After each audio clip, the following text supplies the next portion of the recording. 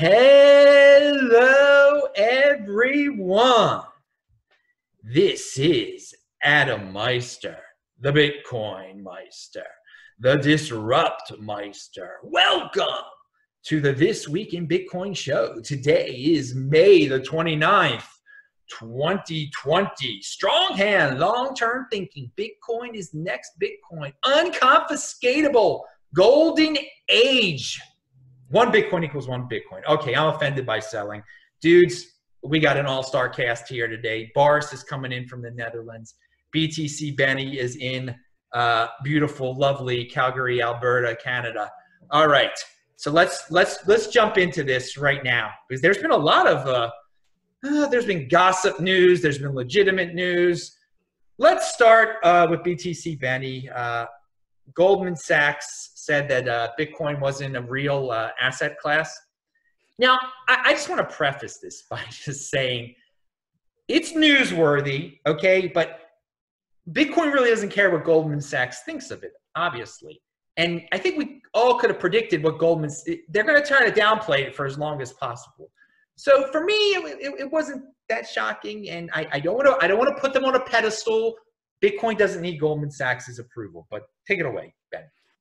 Yeah, I mean, I looked at the leak of like the deck that they were using, and I mean, it just reads like 2014 FUD. Like, did somebody like researched a bunch of stuff and used links from 2014, 2015, and just used that whole playbook and ignored everything since that point in time? Like there's a slide there where they compare Bitcoin to the tulip mania. Like how many times are we going to hear that? Like the tulip mania was contained within a single year and Bitcoin's been around for over a decade at this point. Like at what point do you stop having to use that narrative? I would have assumed immediately, but apparently not. And yeah, I don't know. I found the whole thing to be unimportant, but also I a little bit wonder if it's to the point where behind the scenes they're actually starting to dabble just a little bit.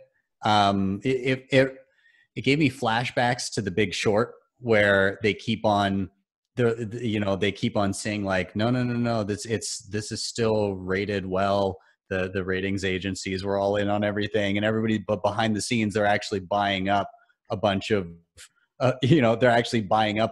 these credit default swaps until they get positioned to a point where they're okay to say, oh yeah, actually, this is actually legitimate. So like either way, at some point when there's that capitulation and there's an admission of, you know what, this is a legitimate asset, that is probably a good thing to hold, they will have already come to that conclusion far before they ever say that publicly.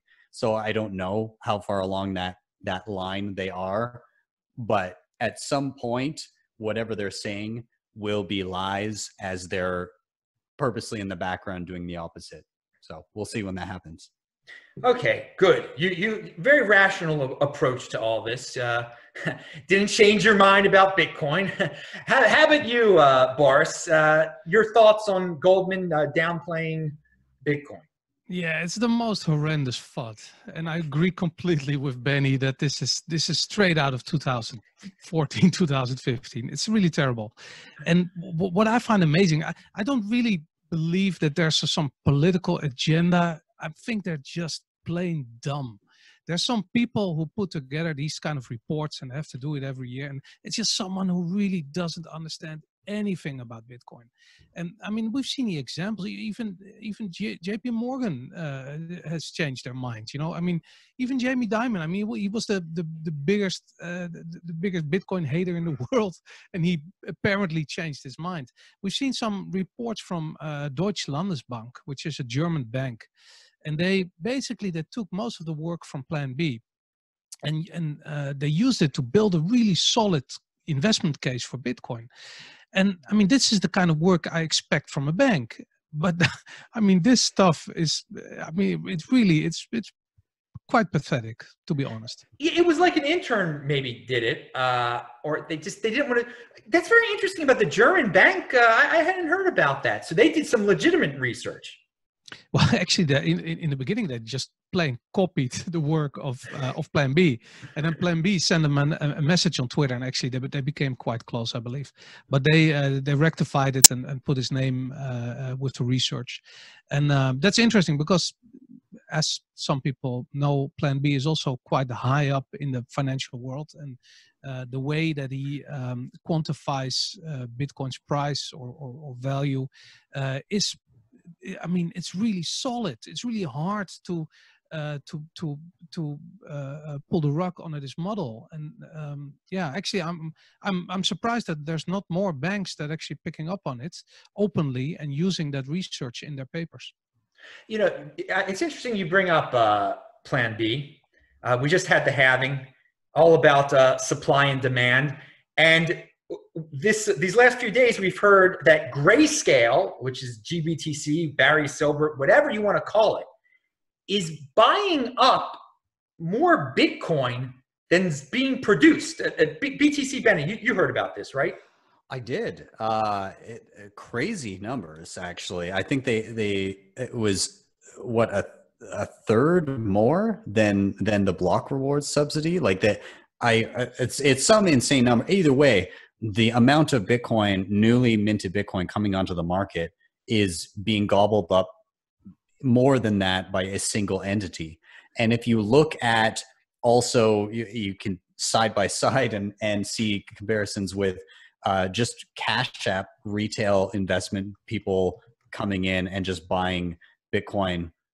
They were already taking a huge chunk of what would have been like the block subsidy. So like just between Cash App and GBTC buying up Bitcoin, already there's a definite pinch on supply. And I'm wondering if this time around we see things propel a little bit quicker, because there's the exact same supply pinch back in 2016. But we did see like a post-halving dump, and mostly because people bought the rumor and sold the news. Not as much this time. Like, in fact, we're kind of peaking back up a little, 94, 95, back into the 9,000s and everything. I'm wondering if the panic that happened in March contributed to some miners that had their treasuries kind of cleared out to keep on running during that time. I'm curious what impact that had, but regardless, there is a lot of demand for very, very little supply, and we're starting to see that now. And I've got to say, like, it's impressive that Bitcoin is doing how well it has. And even in the face of, again, like the financial fallout from everything that's going on in the world, just to start to recover, the Fed had to print trillions and pump it into equities markets. Bitcoin has more than recovered. In fact, like an additional 50% on top of where we were before the panic dump in March, with no intervention from any third party. Bitcoin completely recovered on its own. We didn't have to print a ton of money to achieve that. So all around, just kind of impressive, and it's beginning to speak to the scarcity of this digital asset. Again, like the most scarce asset on the planet now. So what's going on right now with Barry Silver buying up all the Bitcoin and Cash App? Does it give you more confidence in the stock to flow? I don't know if I've ever asked you about your take on stock to flow, that model. Yeah, I mean, I think, a lot of it, as far as the numbers go, are beyond my expertise. But from listening to experts that have actually gone and looked at the model and dissected it in comparison to other financial assets and in comparison to things like gold, it seems to hold up. And he's done some very interesting work on a time series model, which was the original stock to flow, and added some updates to that to get more accuracy. And then he's got the phase shift version, which is a cross asset model, which maps Bitcoin and like its epochs of narratives, and then put silver and gold on that line as well. And it seems to, it makes a really nice, perfect straight line with these clusters of price points. And so I think there's something there. Now, I mean, models aren't meant to hold forever.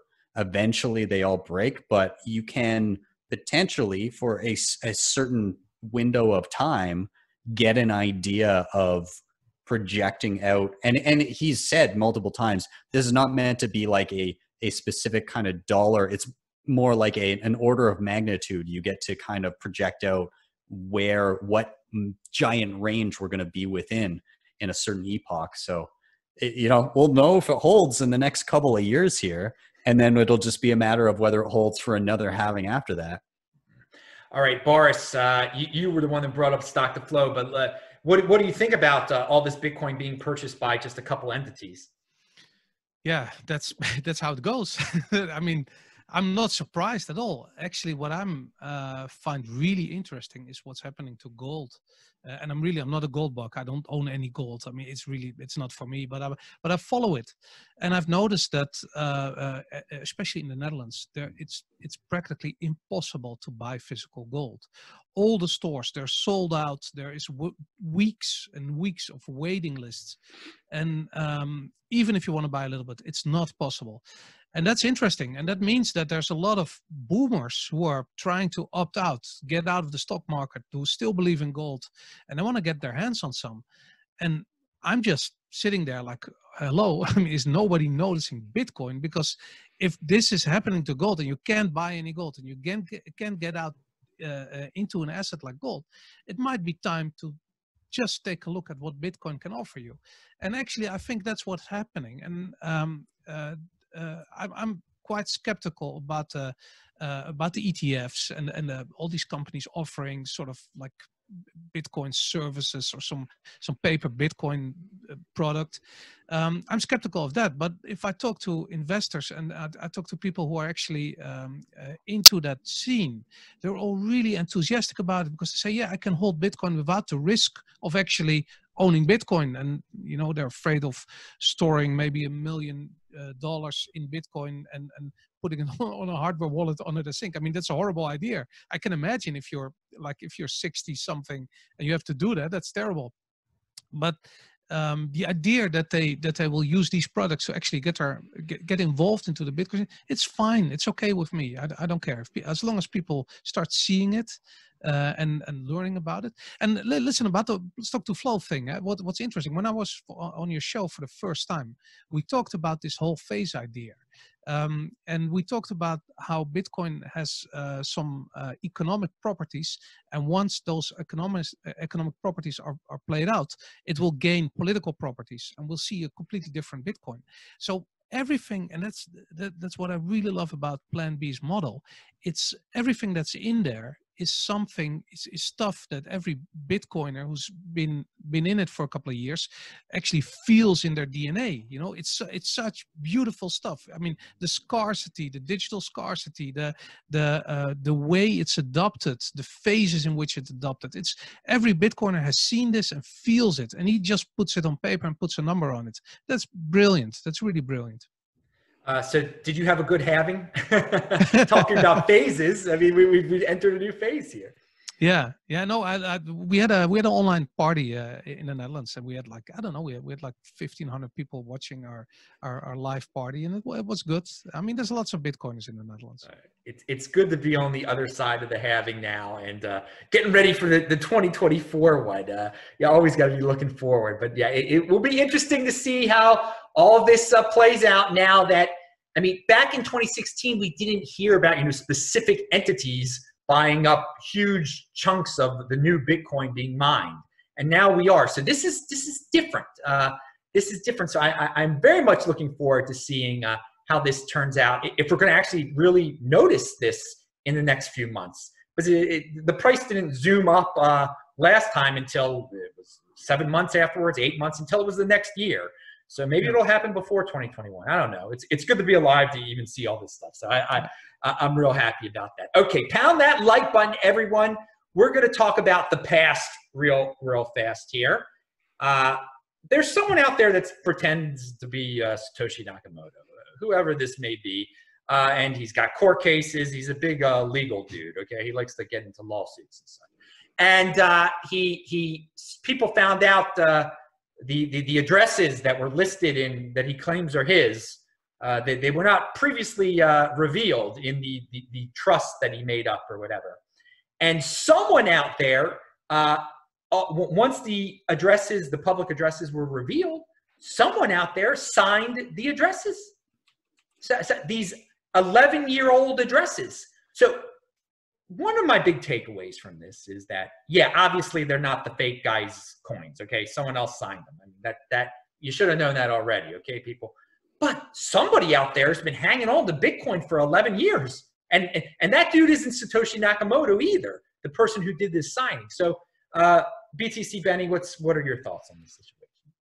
I mean, it speaks to the resolve of that person. 11, well, I mean, however, it was shortly thereafter, right? It was a few months. Yeah, months, weeks. It was very soon after, yeah. Yeah, so it was very, very early Bitcoin. And they're just sitting. Imagine that individual sitting on that kind of money this long, and having the keys, having access to them, and having the resolve to not touch them. Now, I mean, of course, this individual, if they have that much conviction around the value proposition of Bitcoin, they likely have Bitcoin elsewhere that they got later on down the line, and they've utilized those, and they're probably keeping some of those safe. But they clearly saw an opportunity where, you know, they're not worried about, they're not going to be moving those coins or anything, and they just wanted to, you know, stick it to a fraud. You know, they saw the opportunity and jumped at it. But again, very, very impressive. It speaks to the quality of people and the consistency that some of these hardcore Bitcoiners have in really recognizing and being unwavering in their support of this amazing new technology and the tearing down of the old world in order to construct a new one. I love it. I love that somebody just sitting around, yeah, I'm going to sign this message because I don't like this guy. Yes, that was quite interesting how this all played out. And you make a good point, though.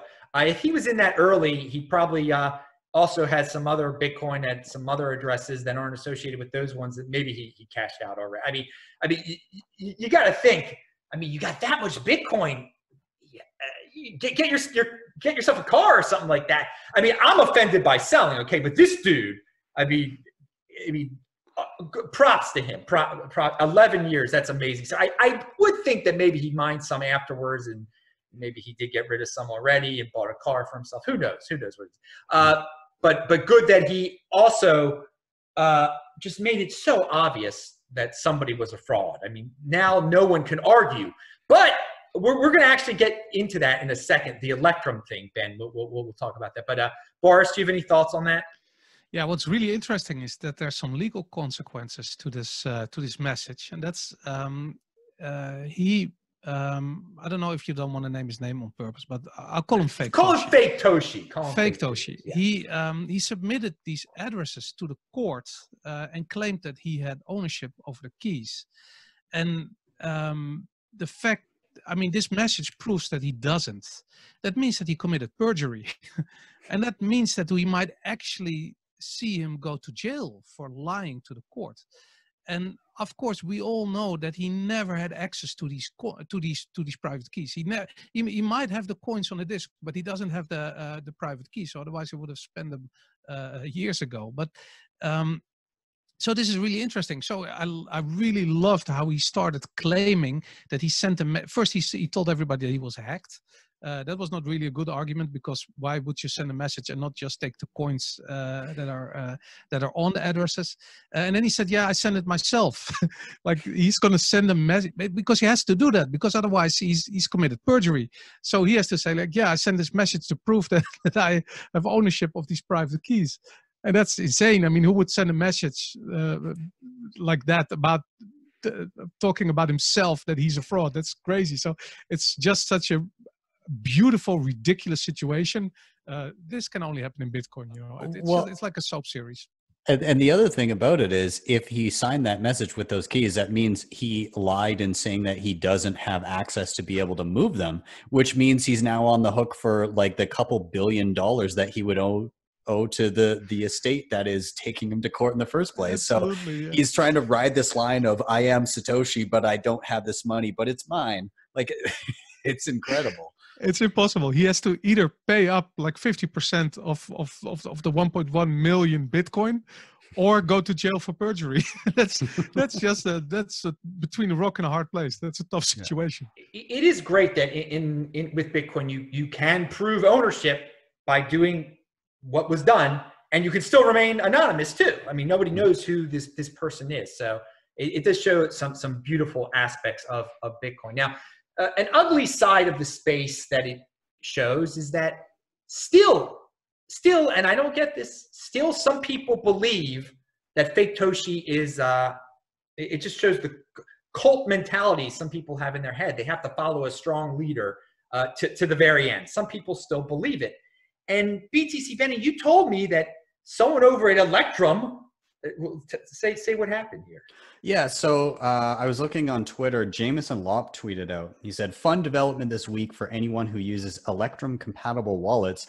The lead maintainer of Electrum X server has snapped, and all future releases will be Bitcoin SV only." Now, to tag on to that, luckily, some of the Rockstar dev tweeted out, seems Electrum wallet devs are stepping up in to fork and do the right thing. So they're going to do a fork of Electrum X server so that people can continue using Bitcoin with Electrum and connecting any Electrum compatible wallets to it. And then in addition to that, there's now a plugin. What's it called? It's called... I'm not even sure the name. Anyways, it's a plugin for Electrum Wallet that allows, instead of running an Electrum X server, you can just integrate it with Bitcoin Core. So you can just connect it to your own node externally and not have to run an Electrum server. So already there's a fork and then another solution that allows you to not even have to run Electrum server.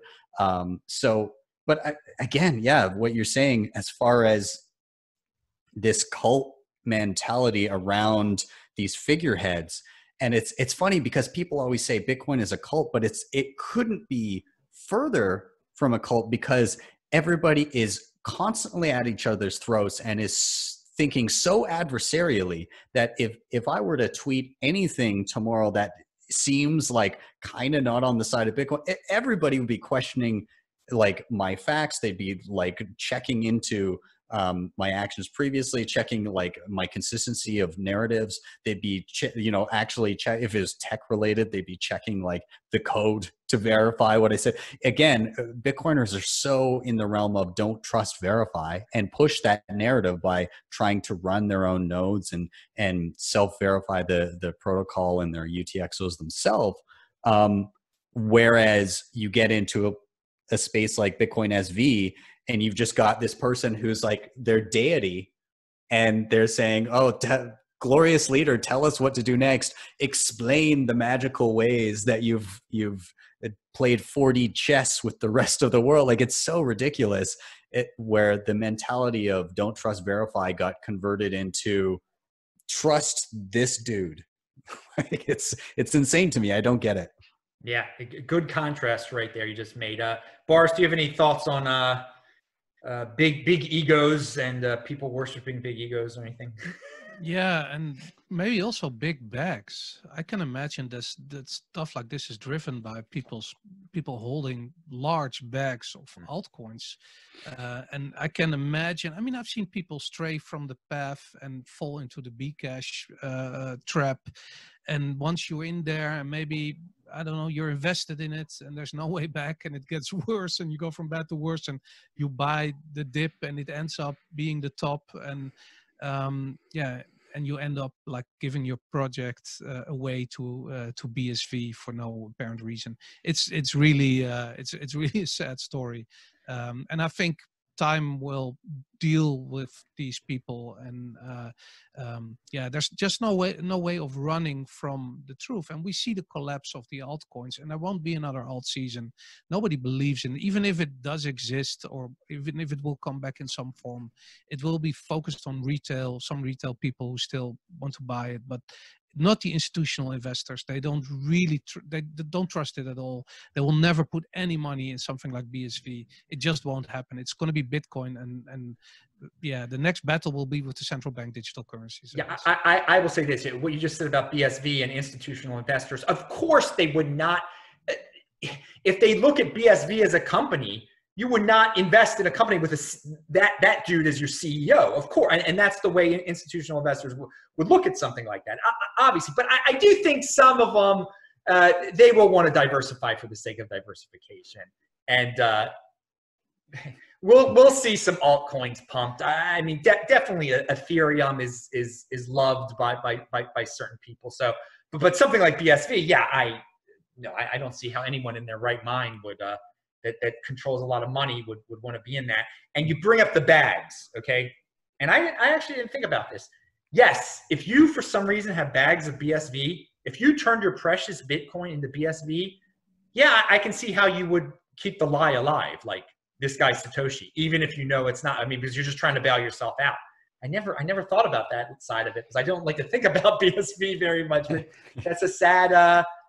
Yeah, that's a sad reality there that you brought up. Those banks that decide to diversify, if they do that, are going to get wrecked. Like I did a what was it, in 2017, mid 2017, Brian Kelly got on CNBC and did a picture of a well-diversified crypto portfolio. And I broke it down and I did a post-mortem on what happened and what happened to your money. I said, if you put in 10K with this allocation, where would you be at today?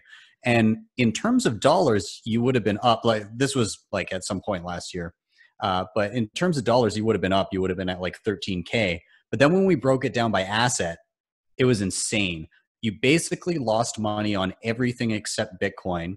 2 coins, you were just kind of break even, maybe just slightly above.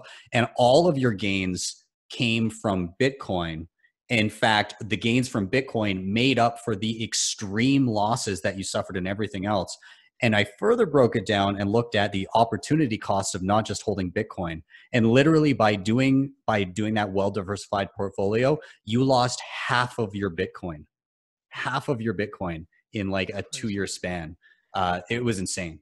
I remember this. You did an excellent job with that, because it boils down to my big saying: value your wealth in freaking Bitcoin. All the altcoin traders don't do that.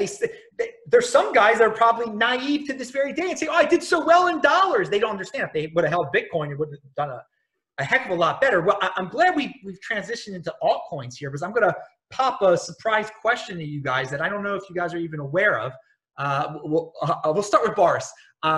Tether, in terms of market cap, surpassed Ripple. Okay, it flipping Ripple. So Tether has the #3 market cap now in all of cryptocurrency. What does that say about the space? I mean, to me, it's just like we got a lot of degenerate gamblers here that are just addicted to Tether. But I'm no fan of Ripple or anything like that. But any thoughts on that, Boris? No, surprise I agree with you. question. I think Tether is used mainly on exchanges for people who want to exit their positions for a short while into something that resembles US dollars, and then only to return back to Bitcoin later. Yeah, it's a lot of money. I've no idea where the liquidity comes from, but actually, there's a time when I doubted the Bitfinex story, and then I spent some time looking at it, and I don't really doubt it anymore. I mean, they were in 2007. There were so many people buying Bitcoin on Bitfinex, and they had to go through Tether. That's how Tether didn't pump Bitcoin. They didn't pump Bitcoin. It was just people buying Bitcoin using Tether, and yeah, I assume that the same thing is still happening. Clearly, I mean, it's quite popular if they can keep on printing it or whatever they're doing, and it surpassed Ripple in terms of market cap. So, what's your take on that, BTC, Benny? Well, it's interesting because I find that stable coins don't really, if you're trying to look at market cap, which is already a terrible indicator, and like dominance, market dominance, it's just the most ridiculous indicator ever. But if you're looking at it from that perspective, I mean, enough money flows into Tether, it could easily flip Bitcoin as the number one coin, because when your measurement is dollars, there are an infinite number of dollars. And so you could easily pump $150 billion into Tether. Like that's a drop in the bucket compared to the trillions of dollars that have been printed out there. I'm not saying it's going to happen right away, but when you're measuring in dollars, you can always print more dollars, and thus your market cap of your dollar denominated stable coin, I almost used another word, would reflect that it is worth more dollars because more dollars are sitting in it. Absolutely. But I think the other interesting thing about this, as to play as devil's advocate for these stable coins, is so I was chatting with the guys at Ledden, who are based in Canada, but the co-founder Mauricio is from Venezuela, and so they're trying to provide stuff to a lot of people in Latin America, and they're trying to utilize some stable coins as a way for people to flow out of their local currency via Bitcoin and then get exposure to dollars, because it's almost like orange pilling people as they try to attain stable value through the dollar, which is like the most stable of the fiat currencies. And so they're getting, people in Argentina, for instance, are trying to get out of their local currency. And they now see, okay, well, I have to get this thing called Bitcoin, and then I have to convert it into USDC so that I can have a stable store of value in comparison to my local currency. And so in the process, they then get exposed to Bitcoin, and they probably start to, some of them at least, will start to go down that rabbit hole of, okay, well, what is this thing? Why am I going through this? And through comparison, I think over time, a lot of those people will eventually migrate to Bitcoin because they understand the reason they had to flee their own currency to the dollar is the same reason that people will eventually have to flee the dollar to Bitcoin, is because you're going towards the most scarce digital currency, digital money, digital anything out there. So, I mean, again, a stable coin is just counterparty risk piled upon counterparty risk already. Like already there's no stability and you have no control over the dollar. But then you just add in is there enough money in the coffers to back this one-to-one with the already terrible fiat that's backing it? So yeah, double-edged sword. All right, pound that like button. All right, so we're talking about altcoins there, BTC Benny, and the big bad altcoin that's going to debut one of these days, Libra. They had a wallet called Libra, and they renamed it. What did they rename it anyway? I forgot. And that's the thing. I don't even remember. I don't even know. I forgot the name already. Did I write it down? I can tell you. Oh, it's Novi. Novi. No, yes, I did write it down. Novi. So, do you care about this? Was it just noise? Is it good marketing on their part? It's kind of just noise. I mean, like, it was a little confusing with the Libra versus Calibra.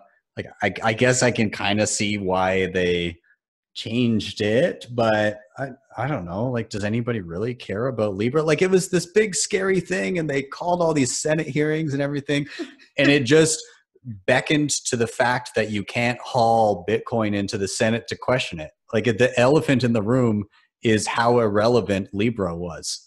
And like the fact that they were able to say, I don't know about that, you're not allowed to do that, is why Bitcoin exists. So I don't know, everything to do with Libra has just been like, is it even going to launch? Is it ever going to? Well, that's the question. Is it ever going to launch? Well, this is a step toward launching. They want to rename it if they didn't think they were going to. They're trying to ease confusion. They don't want people to be confused between Libra and the wallet.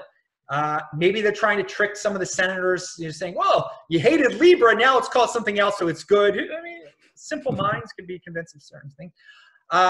But I think it's a positive that they're still alive. Now, do I like altcoins? No. I think it's going to get people into Bitcoin. And I think it's a reminder they're still out there. What he wants, Zuckerberg, there was another article about how this is going to make it easier for people on Facebook to buy Facebook products or something like that. I mean, they're going to have their own little closed ecosystem, perhaps. To each his own. I think I think corporations should be able to make their own private cryptocurrencies, and so the world can see that no, this is definitely not Bitcoin, and that they can be hauled into the Senate, but still I think they should be allowed to. So I don't know, Boris, do you have any Libra thoughts?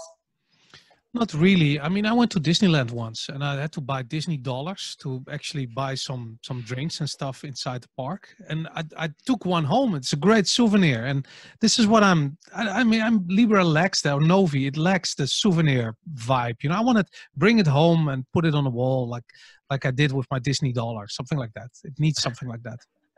Okay, the panel is not too keen on Libra here, but they're not worried about it either. Like, some of the FUD, once Libra gets rolling again, we'll get some of those Libra FUDsters saying that it's going to destroy Bitcoin. I know that's a serious FUD that's out there.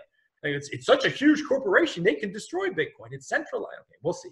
But so prepare yourself, strong-handed people. You'll get some Libra FUD soon enough. Pound that like button. But I think it'll get people into Bitcoin. So I know Bitcoin is the next Bitcoin, and not Libra. So speaking about altcoins, BTC Benny, how many comps.com, that website? Yes. You tweeted out about that.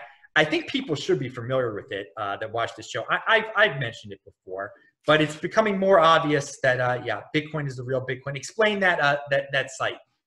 Yeah. So I tweeted out the other day about one of the major use cases of Bitcoin, and kind of why it was created, was the immutability and the finality of your transaction in the digital realm, and being sure that, the main issue why we couldn't have digital cash originally without a trusted third party, was that you had no way of knowing that your money was not being double spent.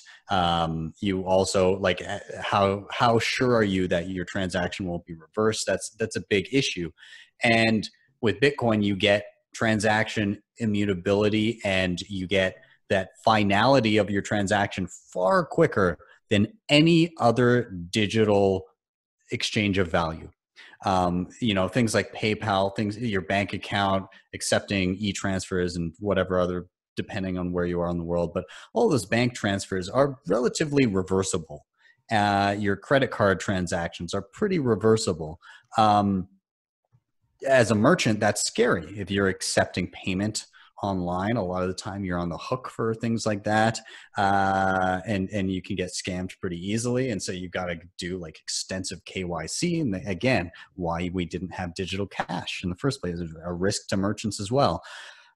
With Bitcoin, the finality that you get with a transaction after 6 confirmations is just orders of magnitude more than any other digital source. And so this website, howmanyconfs.com, it maps out all of the other proof of work coins, because proof of stake just doesn't apply here because you can attack that infinite times at zero cost.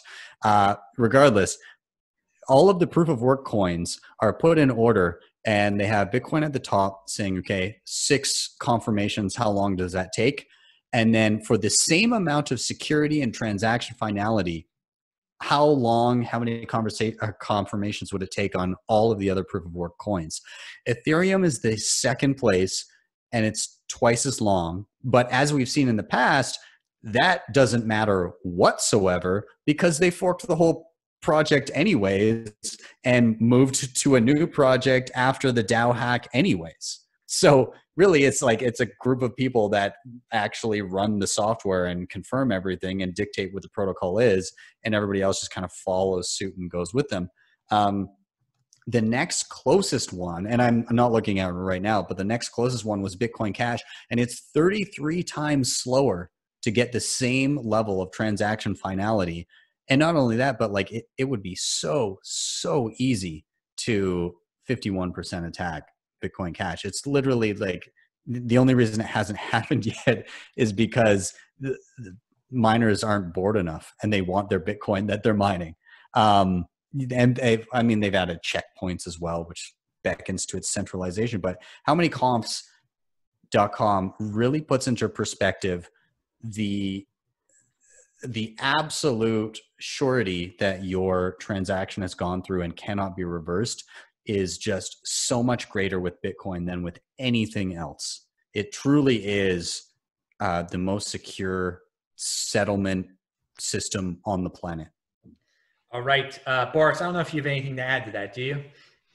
Yeah, I think this is so important, especially people who are new to Bitcoin. They don't understand the concept that a transaction can be reversed because it doesn't happen a lot.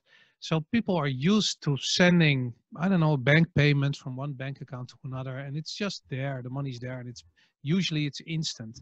And they don't realize that it's reversible. And when they see, I don't know, Bitcoin in action versus different altcoins, you might be tempted to draw the conclusion that these altcoins are pretty fast. The transactions just aren't that final. And that's something that people, that's sort of concept that people have to grasp, and it takes a while.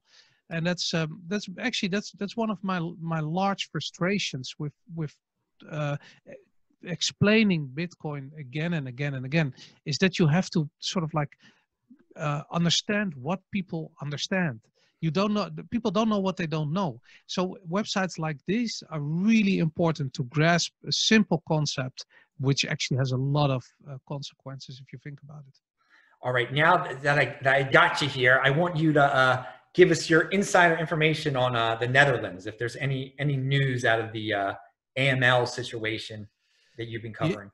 Yeah, actually, that law, that AMLD 5 is what it's called in the Netherlands, the anti-money laundering directive, the 5th anti-money laundering directive, has gone into effect. We've seen quite a few Bitcoin companies from the Netherlands either just stop or move to other. We've seen Deribit, which is next to BitMEX, one of the largest trading platforms, moved to Panama, I think. Lots of small companies just quit. We've also seen some altcoin projects that quit. I mean, maybe that's a good thing. I don't know. But yeah, all in all, it's really bad. The only thing that's left is that people in the Netherlands have an option to complain to the European court about the infringement, the privacy infringement that's happening with this AMLD 5 directive, and that's the only option that's left. And then the privacy court in Brussels will look at it and hopefully tell the Dutch government that they're going way too far with their KYC requirements. But to be honest, I won't keep my hopes up. This battle has been fought, and KYC is a thing. It's here in the Netherlands. It's virtually impossible to buy Bitcoin or actually to sell Bitcoin without doing extensive KYC, and it's pretty bad. Oh, have you tried BISC? Yeah, obviously that's possible, and it's up to a certain point. It's decentralized, and there are some companies outside of the Netherlands that still offer KYC, no KYC Bitcoin. It's hard to find them, and eventually they will crack down on those services as well. I mean, the holes in the law, the gaps in the law, they become smaller and smaller. The Netherlands. Well, let's contrast this with something that BTC Benny put out there. 70,000 Bitcoin coinjoined? What's up with that, BTC Benny? Yeah, that's just the month of May. And that was so far just like a couple days ago. So this was a study done. It was Max Hillebrand that put it out, or was sharing it on Twitter. But it was an aggregate between Wasabi Wallet, Samurai Wallet, and Join Market. And it showed, yes, 70,000 Bitcoin made private via CoinJoin. This is kind of a guesstimate because with Join Market, it's very difficult to kind of track, but he's pretty confident that the numbers with Wasabi and Samurai are pretty accurate. And across the board, it's going up. And so the other interesting thing about it is there's a significant spike in new coins being CoinJoined, which would either indicate people that are obtaining more Bitcoin and then coin joining it, or new people are starting to coin join. My guess is it's a combination of the two, because these technologies are getting easier to use, with Samurai Wallet going mobile, somebody working on a mobile version of Wasabi as an open source project.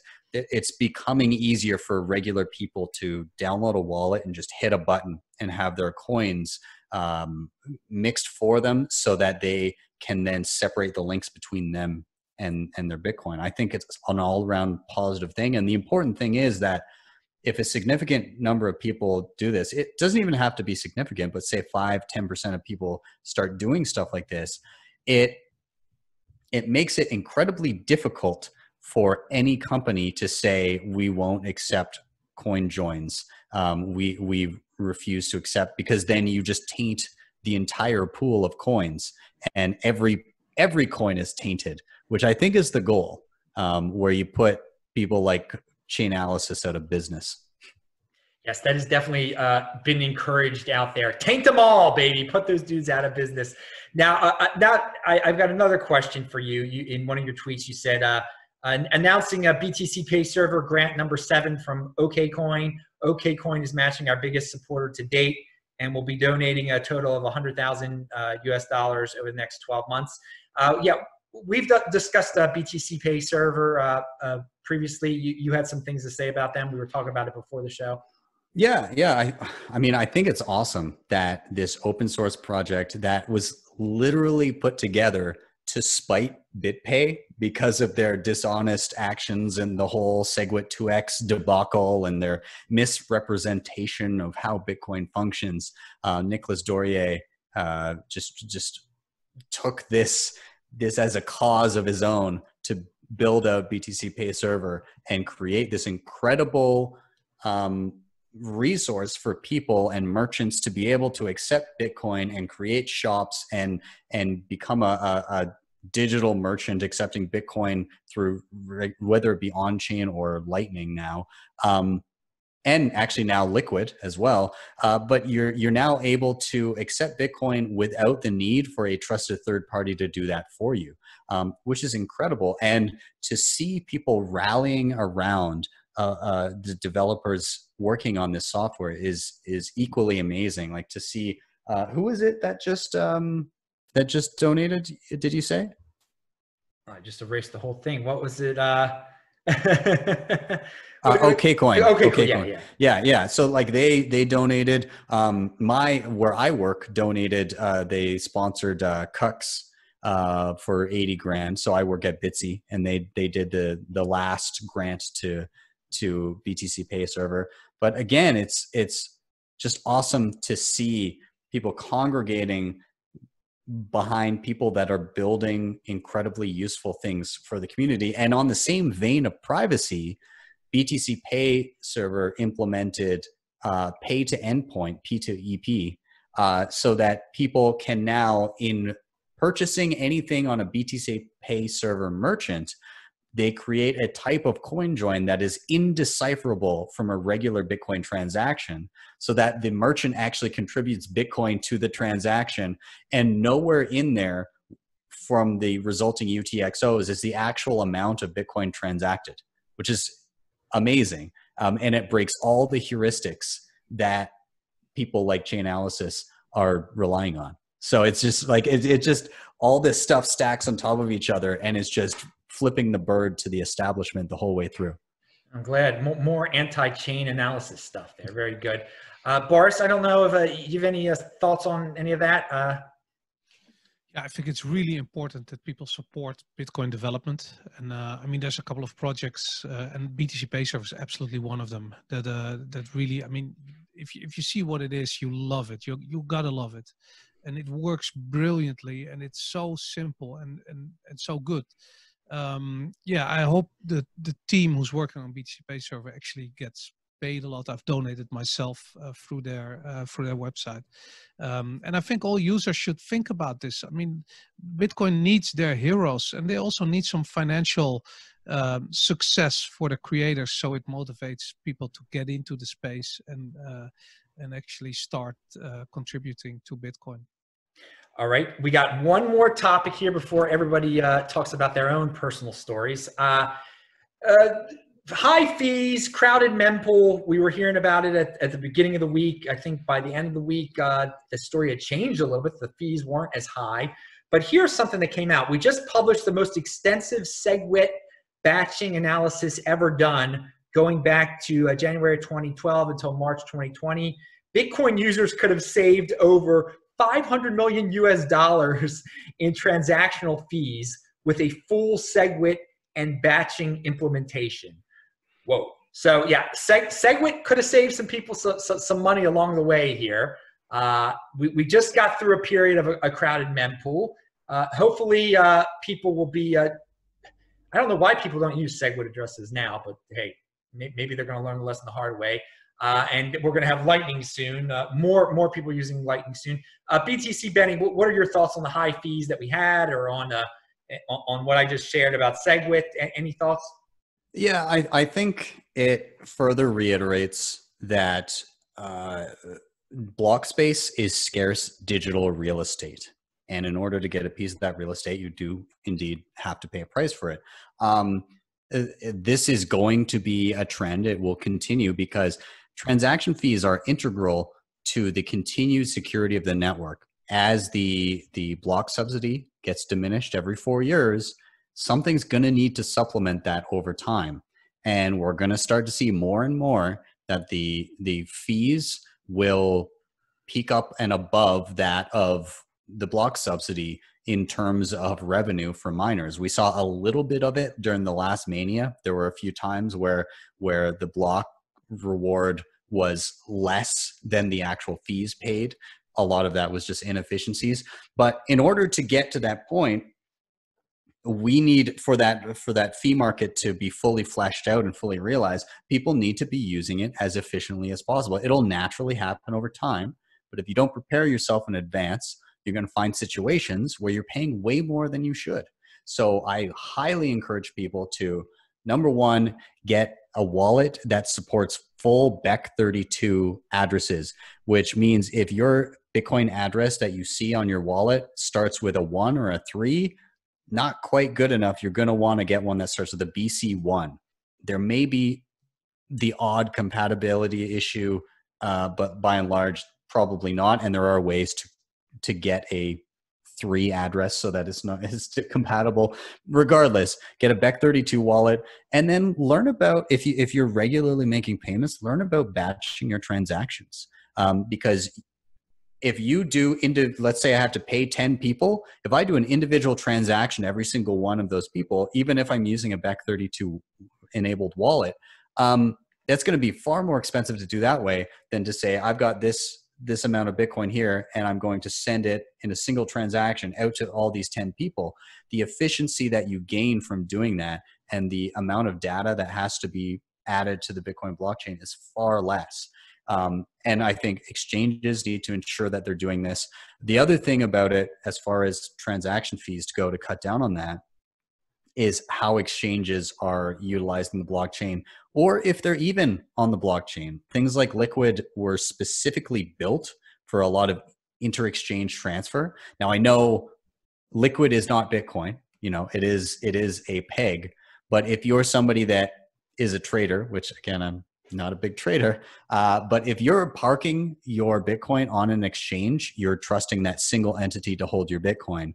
If you're utilizing Liquid, then at least it's it mitigates the risk a little bit. It trust minimizes it to the point where it's a federation with the pegged Bitcoin as opposed to just a single entity holding it. And it moves all of those transactions off chain. The settlement time is 2 minutes. And you also have the benefit of lower fees, and you have the benefit of confidential transactions. So if you're moving millions of dollars inter-exchange, you don't see traders that see publicly on the blockchain what you're doing and front run your trades. So again, I'm not advocating that you go out and gamble, but at the same time, if this is another efficiency that exchanges can utilize so that scarce Bitcoin block space is best utilized, and we see that fee market fleshed out, and it can, while still being somewhat relatively reasonably priced, can also subsidize the miners at the same time. All right, Boris, fees.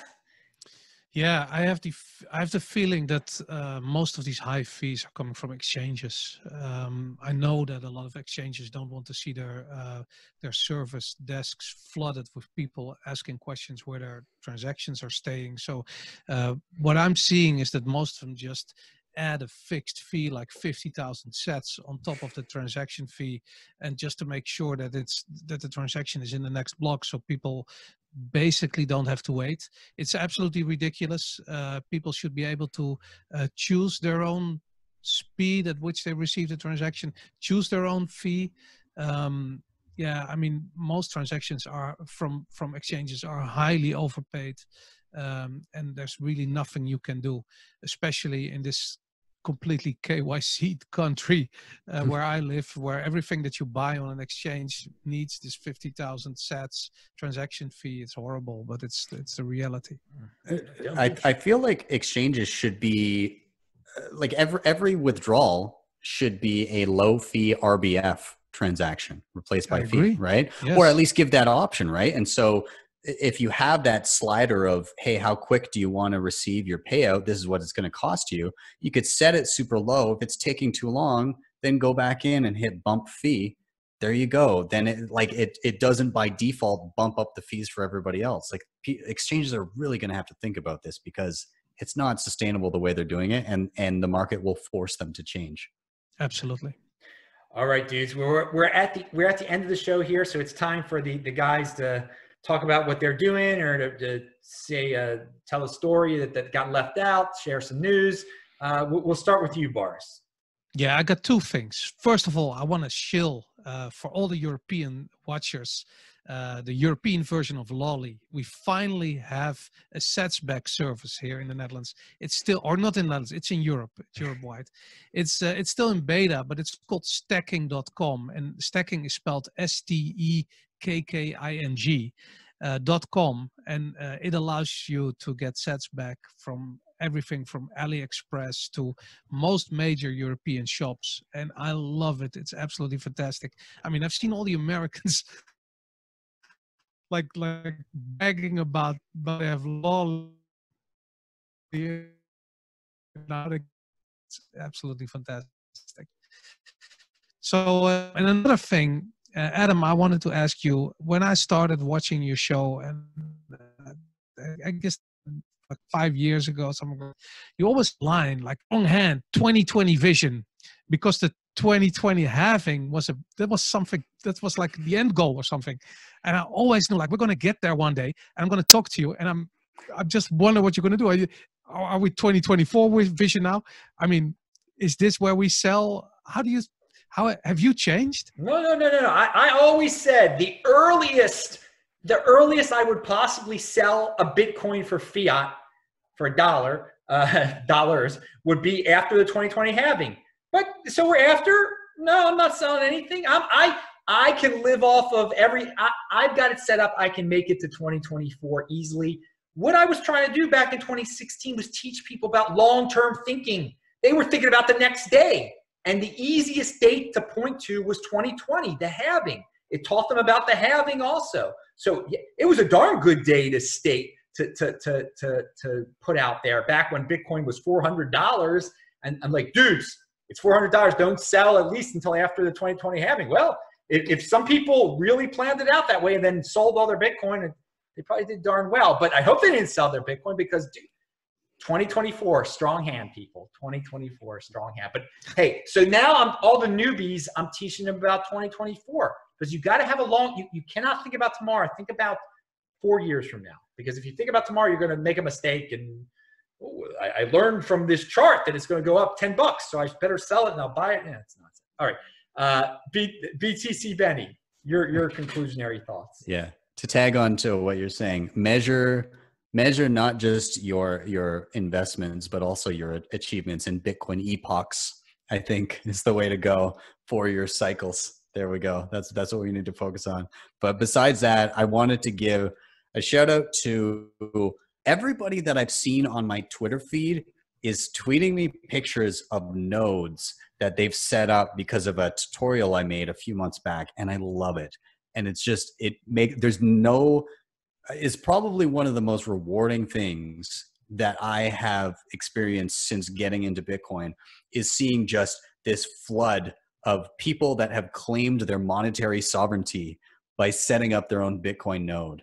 And I'm blown away by it because there's been so many of them. And I you can't see it, but I've got my node running behind me. I set it up using my node, which is like the open source software that you can get run on a Raspberry Pi. But it's just so cool to see people that previously thought it was difficult to run their own node and self-verify and take a bigger step into participating in the Bitcoin protocol, make that leap and realize it's not as difficult as they saw. And so not everybody has to run a node, but the more people that do, the more robust things get and the less likely to coercion everybody is. So again, to anybody that has said, hey, I used your tutorial to set up a node and sent me a picture of it, thank you. I love seeing it every day and it brings a smile to my face. And yeah, keep on claiming that monetary sovereignty for yourself. Both of these dudes, Boris and Benny, are linked to below. Follow them on Twitter. Seriously, you'll get to see pictures of nodes. Value your time in halvings. That's another one of my sayings there. You're talking about people are going to measure time that way. Of course, value your time that way. That's it, dudes. Shabbat shalom, everybody. I hope everybody has a great weekend. Lots of traveling for me soon, and you'll see me in new locations. Oh, yeah. Get a move on. In motion. These dudes are in motion. I'll be in physical motion still. I'm Adam Meister, the Bitcoin Meister, Disrupt Meister. Subscribe to this backup channel. Follow me on Twitter at TechVault. And yeah, new show here every day, of course, Conviction. See you guys tomorrow. Thanks a lot again, everyone. Bye-bye.